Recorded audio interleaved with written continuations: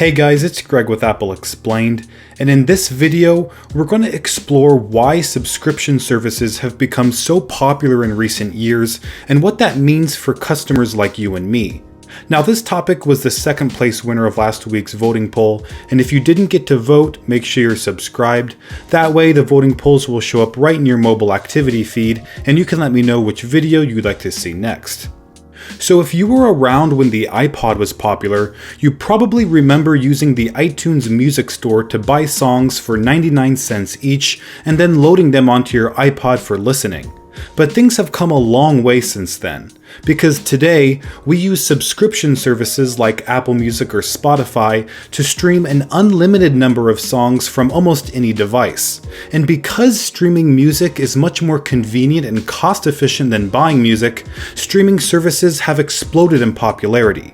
And when any market begins to grow, it attracts other companies who want a piece of the pie.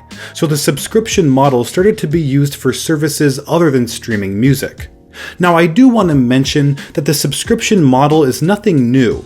I mean, World of Warcraft has been using it since its release in 2004. And if you think about it, traditional newspapers have been using the subscription model for decades. So while the concept is nothing new, it has become a rapidly growing industry, tripling in size each year since 2011.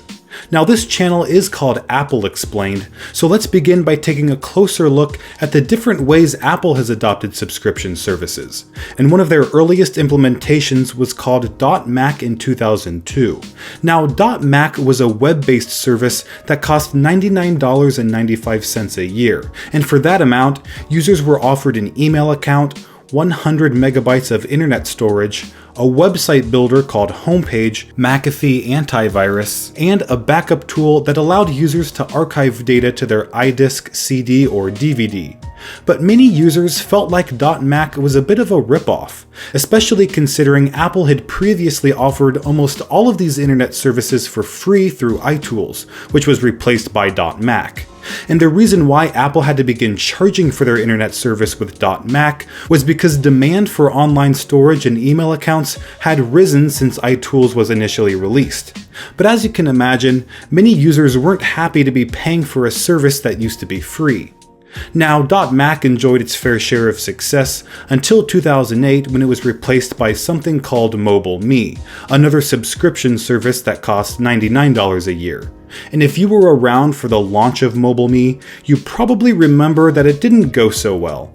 In fact, when the service officially went live, it was only available for a few hours, and during that time, users experienced a lot of difficulty signing in and establishing a reliable connection with the website. So just 3 hours after going live, MobileMe was taken offline, and it didn't return until 2 days later.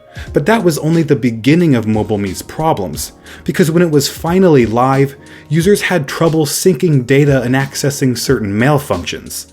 Steve Jobs eventually sent an internal email to employees admitting MobileMe's development was rushed and wasn't up to Apple's standards. And this resulted in a 60-day extension of the free trial period on top of a previous 30-day extension they granted shortly after MobileMe was released. So it was clear that MobileMe needed to be replaced by a more reliable internet service as soon as possible, and that's exactly what Apple did in 2011 with iCloud, which offered 5 gigabytes of cloud storage for free and options for higher amounts of storage for a monthly fee that was significantly lower than the previous $99 price tag of MobileMe. And if you own an iPhone today, you're probably familiar with iCloud and how successful it has become for Apple. But this is just one subscription service Apple offers. They added a second in 2015 called Apple Music, which I'm sure most of you are familiar with. And I should mention that the iTunes Music Store is still around, and you can still purchase music through it, but it's become a much less popular way to access music than previously. So iCloud and Apple Music are two of Apple's largest subscription services. But there is one more program Apple offers that pretty much functions exactly like a subscription service, and that is the iPhone Upgrade Program. With it, users pay a monthly fee for an iPhone of their choice for 12 months. Today, the cheapest iPhone XR costs $37.41 a month, while the most expensive iPhone XS Max costs $68.66 a month. But this can actually add up to a pretty good deal, since the 12-month cost of ownership of an iPhone XS Max would come out to $823.92 instead of the retail price of $1,449, saving you about $625. But this program is only a good deal for those customers who upgrade to the newest iPhone every year. Because if you purchase the most expensive iPhone XS Max and keep it for 2 years instead of just 1, you'd be saving about $200 in monthly payments. And the savings only grow from there if you were to keep the device for 3 or even 4 years. And this upgrade program is a great deal for Apple too, because it keeps customers locked into the iPhone, preventing them from switching to Android or Windows. So it's clear Apple is using subscription services to their advantage while also providing cost savings to certain types of customers. But how are other companies in the tech industry integrating subscriptions into their business model? Well, Adobe, creator of some of the most popular creative applications like Photoshop and Illustrator, introduced a subscription service in 2011 called Adobe Creative Cloud.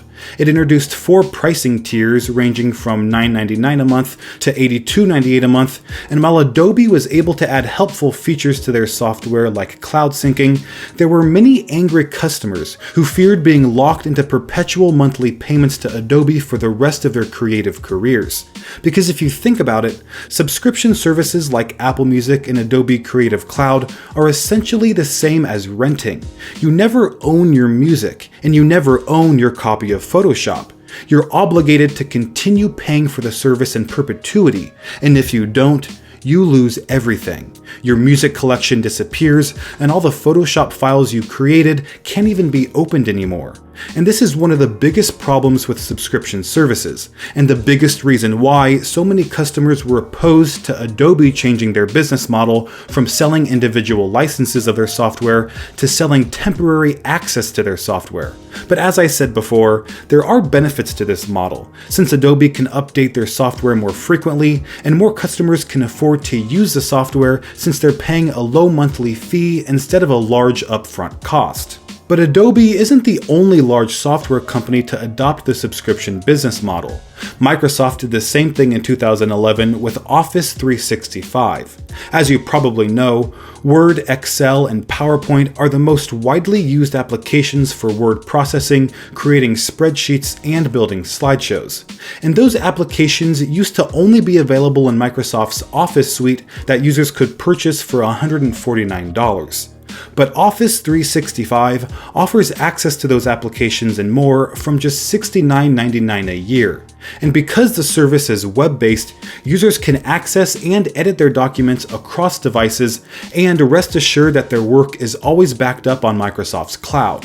Now, reception to Office 365 was much more positive than Adobe's Creative Cloud, and a major reason why is Microsoft continued to offer the latest versions of Word, Excel, and PowerPoint for purchase as individual licenses, instead of forcing users to use their Office 365 cloud service, something Adobe failed to do. Now, let's reflect on whether or not the wide adoption of subscription services is a positive or negative thing for us consumers.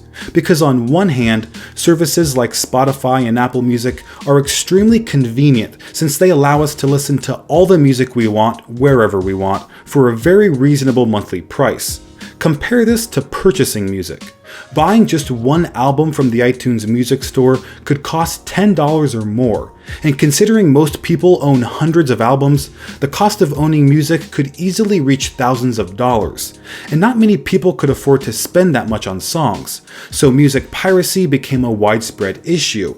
And if you did pirate songs, the process was pretty long and arduous. You had to have a BitTorrent client, locate the correct torrent, download it, and manage the downloaded songs inside iTunes or some other digital music application.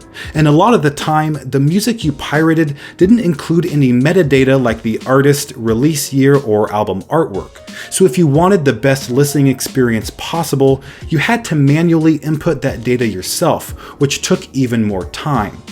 So you can imagine that when Spotify hit the US market in 2011, it totally changed the way everyone not only listened to music, but accessed and managed music.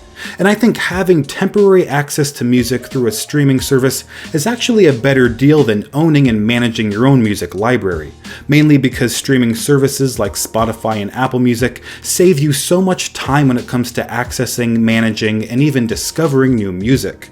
But I should add that the value of any subscription service depends heavily on the behavior of each specific user. If you already own a huge music library that's available locally on your devices and you discover new music through radio, then maybe Apple Music or Spotify isn't a good deal for you. If you already own the Adobe applications you need and you aren't concerned about new features or updates, then maybe Adobe's Creative Cloud would just be a waste of money. And if you don't already buy a new iPhone every year, then the iPhone upgrade program probably isn't the best choice either.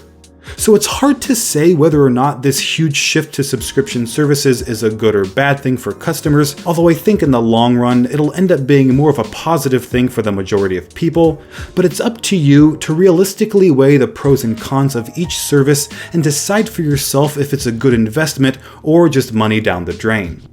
So that was a closer look at the rise of subscription services, and if you want to vote for the next video topic, don't forget to subscribe. Thanks for watching, and I'll see you next time.